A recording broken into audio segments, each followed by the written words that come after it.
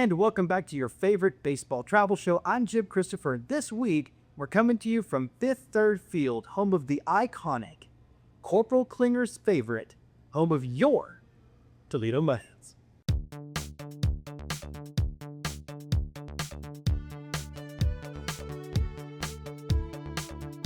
The Ballpark, a place where legends are born, where pitchers throw heat and hitters drop bombs. The home of mud hens, sod poodles, chihuahuas, flying bison, and sea wolves. This is Ballpark Nation, your home for baseball from sea to shining sea. And now your hosts. He couldn't crack the starting lineup of his JV high school baseball team, and she's never met a ballpark wiener she didn't like. Here are Jim Christopher and Alyssia Rivera.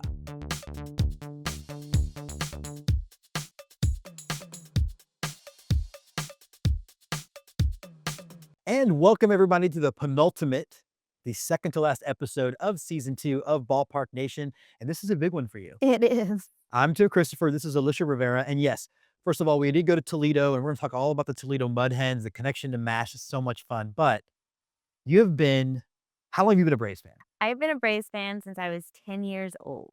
Was it a lot of, like, it was on TBS and stuff, TNT? Yeah, so we didn't have cable, and so we did have TBS, which was Channel 7 back then. And so my dad was a huge baseball fan, and so that's how we watched baseball. That was the only team to watch. And that was kind of a bonding experience for us because he's like, oh, she loves baseball. It was actually number 8, the catcher, Javi Lopez, that had me tuned in. Well, we got a chance to go out to Truist Park, and you're going to see all about that. Alyssa's going to tell you everything about our trip.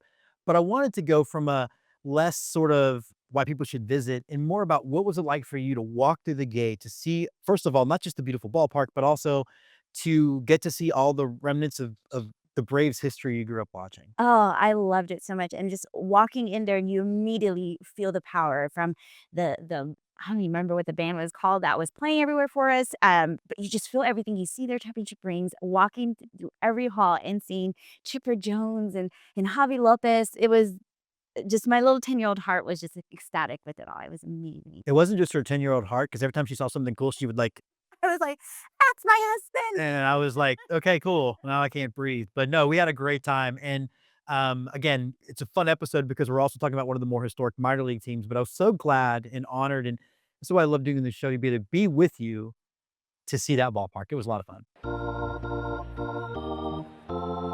Ballpark Nation presents Chasing Grand Slams, our favorite ballparks from across the country and around the world. Baseball in Atlanta has a new heartbeat.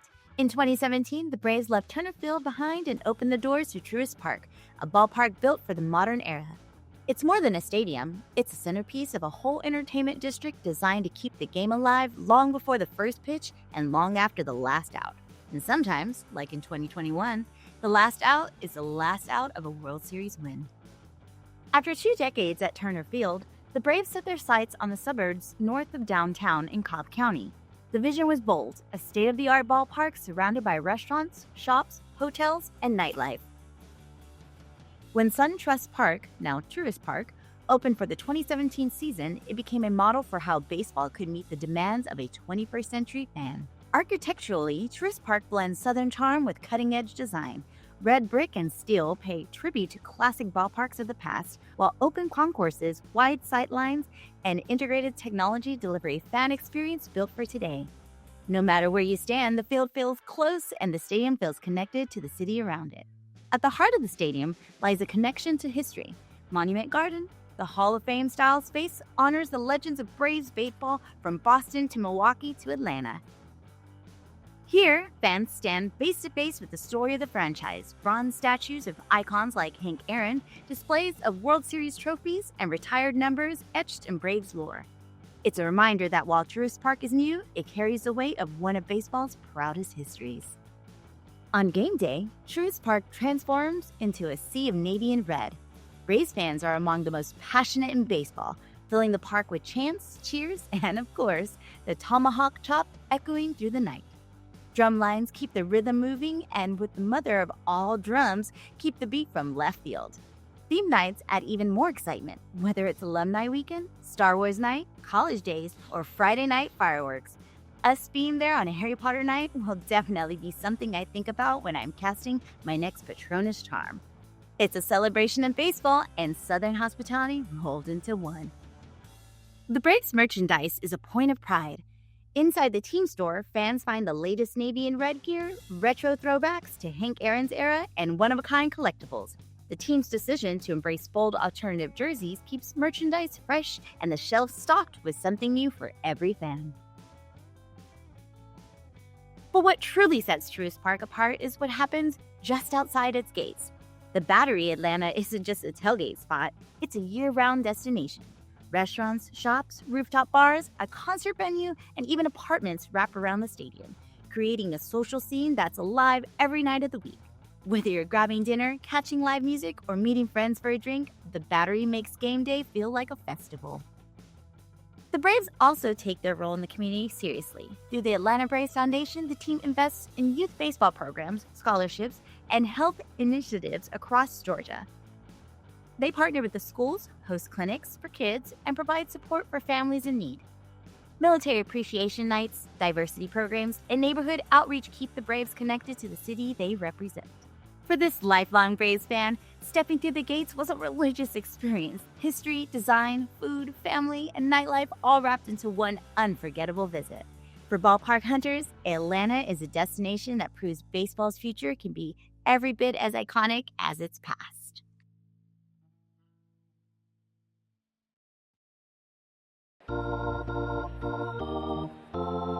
Ballpark Nation presents Chasing Grand Slams, our favorite ballparks from across the country and around the world. 5, 4, 3, 2, 1, let's go! Even if you don't know Toledo baseball, you've heard of Toledo baseball. Whether it's the phrase, "Holy Toledo," or most likely, you're a big sitcom fan, you've seen the show MASH, and you know about Corporal Klinger, and when that guy wasn't wearing a dress, he was probably wearing gear from his Toledo Mud Hens. You see, in Toledo, Ohio, baseball is more than a pastime. It's a part of the city's identity. And at Fifth Third Field, home of your Toledo Mud Hens, tradition, fun, and community all come together in one of the most beloved minor league ballparks in America. Fifth Third Field opened in 2002, moving the Mud Hens from old Ned Skeldon Stadium to a brand new home in the heart of downtown. More than just a ballpark, it became the anchor of Toledo's Warehouse District revival, transforming the area into a hub of baseball, dining, and nightlife. The ballpark blends old school charm with modern amenities. Brick facades tie it to Toledo's historic warehouses, while wide concourses and open sightlines ensure fans never miss a pitch.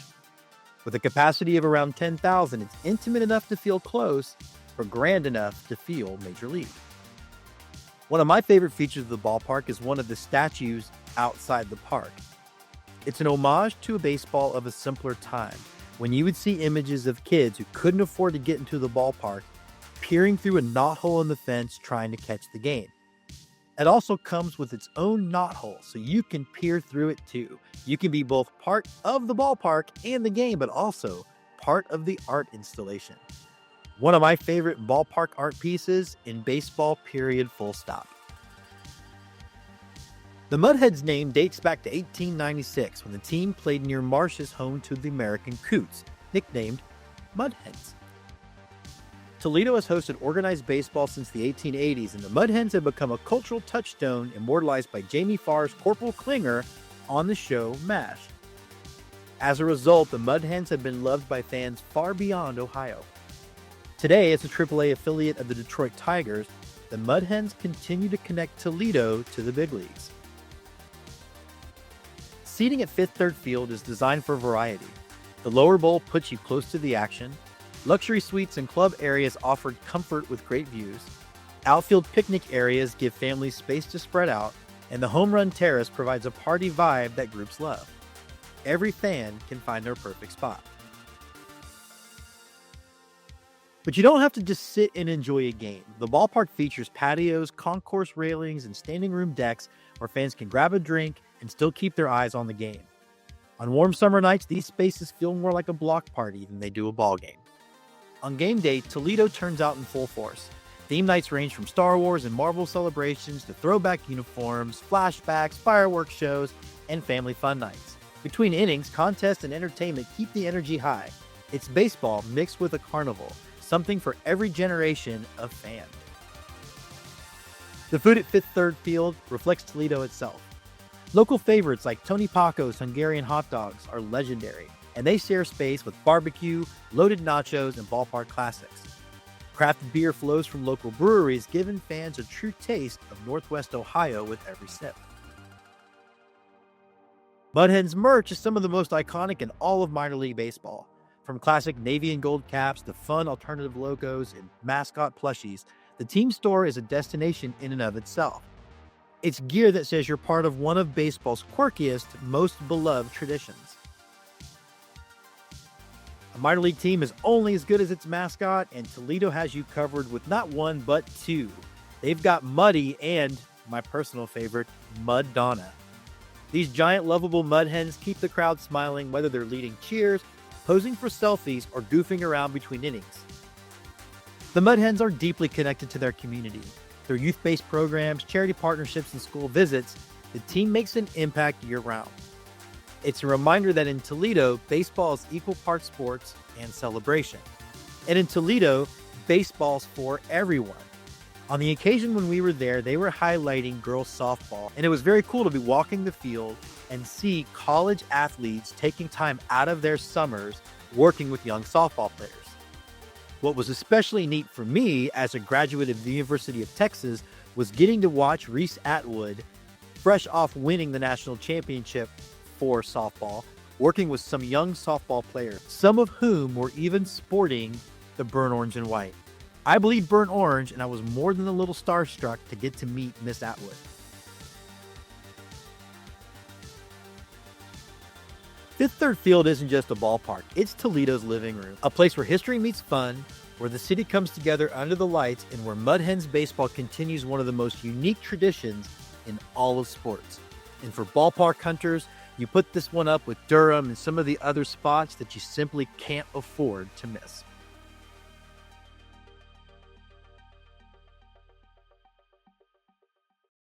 Well, what are you asking me for? I'm not asking you, I'm telling you. Who is on first? I'm asking you who's on first. That's the man's name. That's whose name? Yes. Well, go ahead and tell me. Who? The guy on first. Who? The first baseman. Who is on first? Have you got a first baseman on first? Certainly. Then who's playing first? Absolutely. Ballpark Nation presents Who's on First? We talk to the people behind the greatest game ever invented. Hey everybody, welcome to Ballpark Nation's Who's on First segment. This week we're visiting with Erik Ibsen. He is the Vice President and General Manager of your Toledo Mud Hens. We think it's the best ballpark in the minors. It was built in 2002. We've had great success with the support in the community and how downtown has responded and the development around downtown. And it's been better than the script that we had hoped for when it was written 20 years ago. A lot of communities debate whether or not they should build a new ballpark, and I wanted to find out what role Fifth Third Field played in the development of other businesses and the community around the ballpark. The ballpark's a key component to what the downtown development has transformed into. Really, there were some stats, and I might not have them exactly right, but the location that the ballpark was built on before it was built was in a 4-block radius. There was less than 10 businesses. Now, 20 years later, in a 4-block radius, we have over 120 businesses, restaurants, bars, art galleries, law firms, financial advisors, all sorts of different companies and organizations have found a unique way to fit in with the downtown warehouse district landscape around Fifth Third Field. And it's really been a great story about how downtown development can work, and we're a big piece to the puzzle here, and there's been a lot of things that have happened since Fifth Third Field opened, but we like to think we had something to do with that. Do it for Toledo. Toledo. Like the Durham Bulls, the Toledo Mud Hens are a national brand. A lot of that comes from Corporal Klinger on the show MASH being a loud and proud Mud Hens fan. And I was curious, how much do they lean into that part of the Mud Hens identity? The MASH component and connection has helped tremendously, obviously, over the years.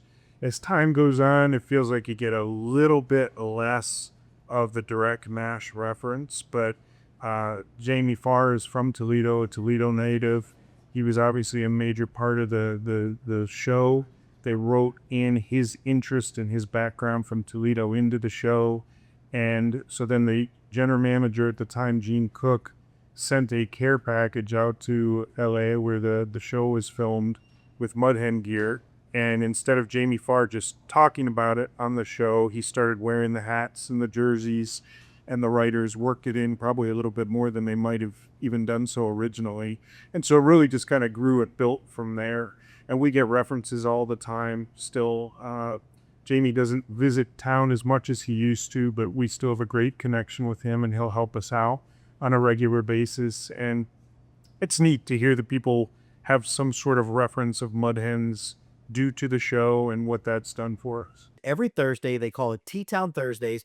They help shine a light on another part of the Toledo community. I wanted to find out just how much that mattered to the Mud Hens and why that was such an important part of their brand identity. We try, we consider ourselves an ambassador to the community. And what I mean by that is the Mud Hens organization, as much as we want to sell tickets and do the things that make us a successful business, we want to be a major part of the Toledo community and the surrounding area. And we take that role as an ambassador very seriously. And what comes along with that is a lot of things that take place at the park, or a lot of things where we can get outside the four walls of Fifth Third Field and take things to the community. So tonight specifically, we have a youth softball camp going on. We have a lot of different promotions tied to the community and what we can do to bring things together and celebrate the community that we have. So the Mud Hens, like a couple of other teams, don't just run the baseball team, but they have another sport. We've seen it in Omaha with soccer. A couple of other, El Paso also has a soccer team. But the Toledo Mud Hens also have the Toledo Walleye, which is hockey. And I was just curious as to how those two things feed into each other, bleed over to each other, how it makes for a unique working situation. Yeah, it works. It's a unique situation. We have a full-time staff of about 70 people that just crush it with everything they do. If you look at the hockey season on a calendar and you look at the baseball season on a calendar, they're almost exact opposites. There's some overlap in the spring, depending on how well the hockey team does. It's great. It's a program that's worked. We started the hockey team about 15 years ago. So for 15 years, we've been running both. And really, we're using the same staff to really run all of it.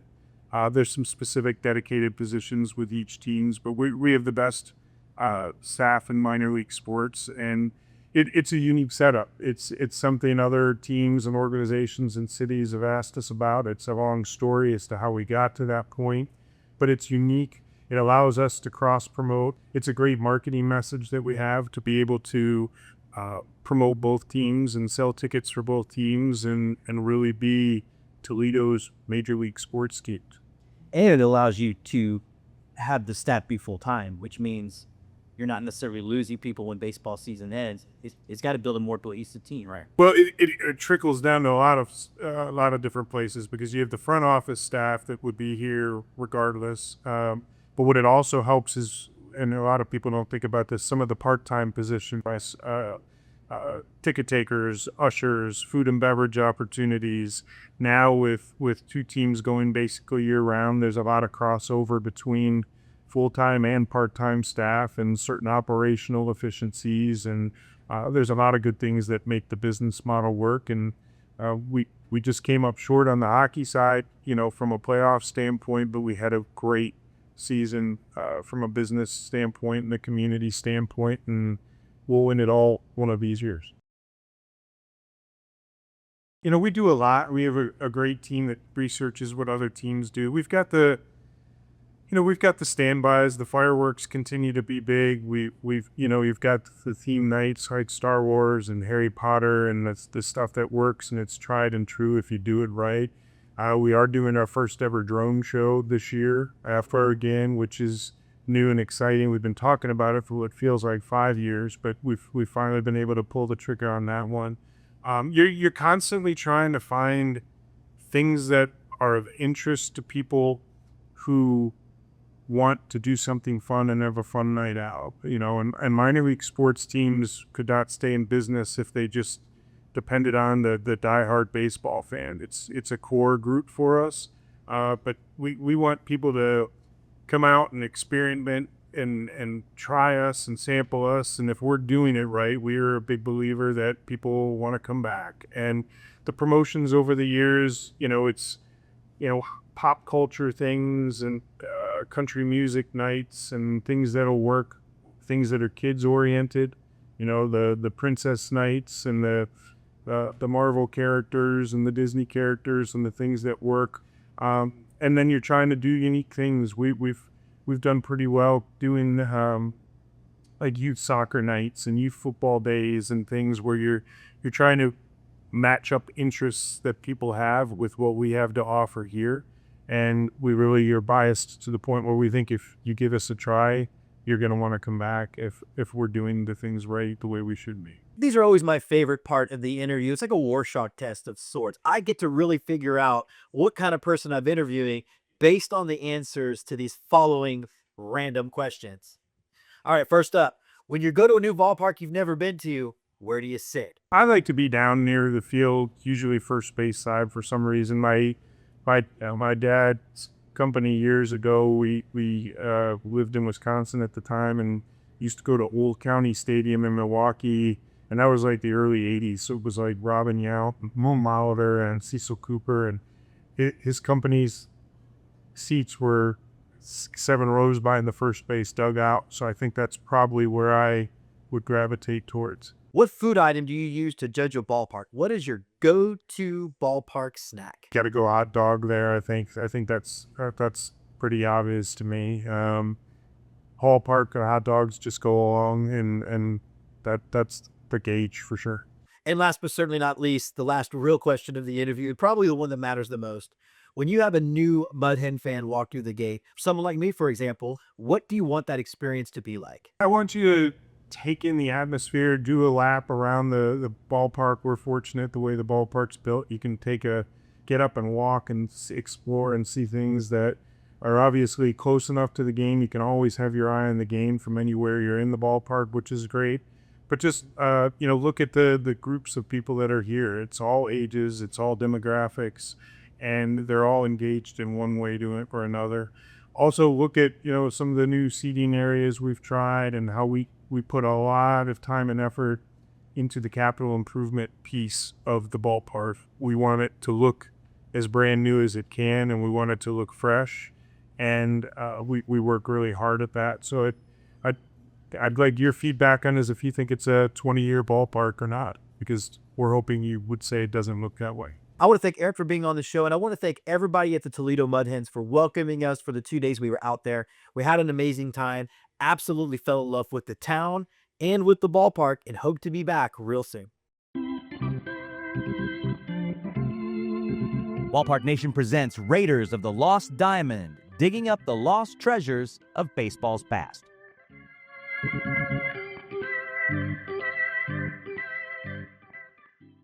Welcome to Ballpark Nation. I'm your host, Alyssia. On this week's Raiders of the Lost Diamond, Jim steps back in time to explore the baseball legacy of Toledo, Ohio. Now, I know that this is not from an Indiana Jones film. It's from the Goonies, but hey, it's Spielberg, and I would do anything I could do right now to find some rich stuff. Welcome, everybody, back to Raiders of the Lost Diamond. I'm your host, Indiana Jim Christopher, and today we are diving in headfirst, whip in hand with a map and our revolver, hoping there's no snakes, as we explore the rich baseball history of Toledo, Ohio. Now, of all the cities we've studied this year, Toledo's baseball history goes back the furthest, as we talked about in our interview with the team, back to 1883. That was when we got one of Toledo's earliest professional clubs, the Toledo Blue Stockings. Now, the Toledo team actually earned major league status in the American Association. And one of the things I love about baseball is a lot of these history teams come back, and now there is an American Association independent baseball league, which is not what the Toledo Blue Stockings were in. I just like that the name connects. But in 1883, before Major League Baseball fully got codified, Toledo was considered a major league city. Now, one of the big differences between Toledo and so many of the other cities that we've covered is that there's been a lot of name changes. But with Toledo, we first saw the Mud Hens name in the early 1900s, and that has been the moniker they've primarily been known as for the entire run of the team. Now, in the early 1910s and 1920s, the Toledo Mud Hens played in the American Association, winning championship after championship.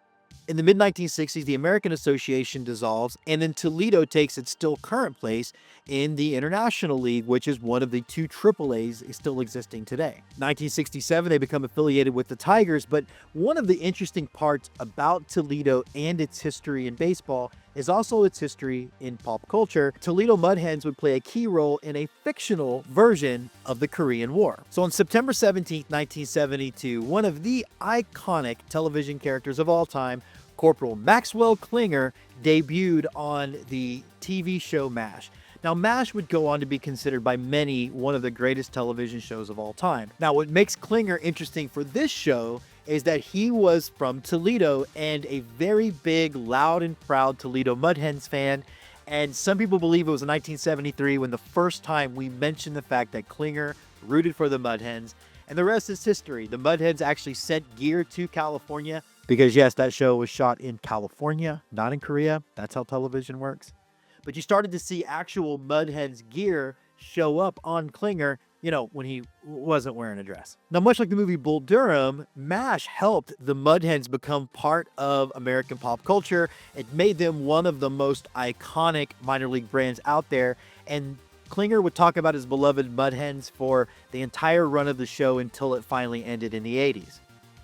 Again, the funny thing about MASH is that the show about the Korean War actually lasted, I think, 4 times longer than the actual Korean War did. And he never got promoted.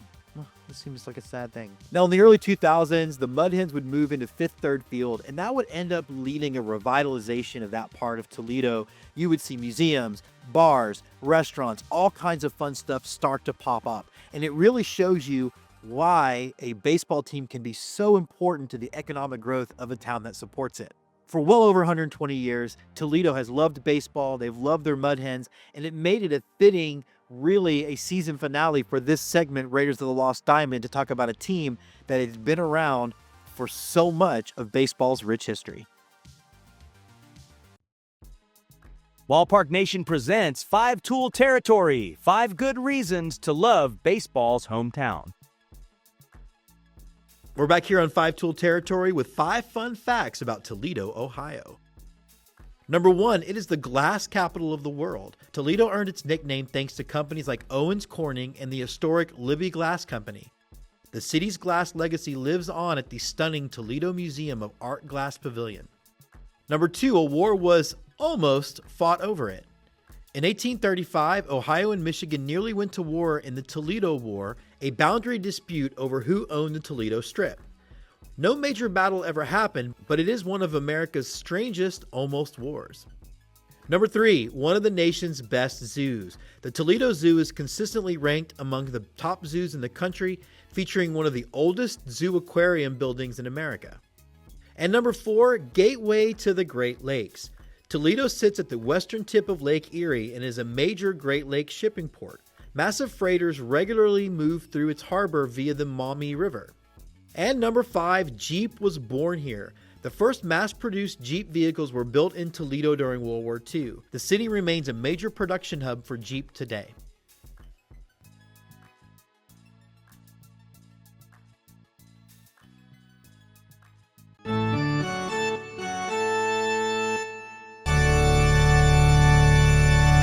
And there you have it, folks. I'm Alyssia. I'm Jim Christopher. And I'll see you at the ballpark. For it's 1, 2, 3 strikes, you're out at the old ball game. Take me out to the ball game. Take me out with the crowd. Buy me some peanuts and Cracker Jacks. I don't care if If I ever get back, let me root for the home team. If they don't win, it's a shame. For it's 1, 2, 3 strikes, you're out at the O.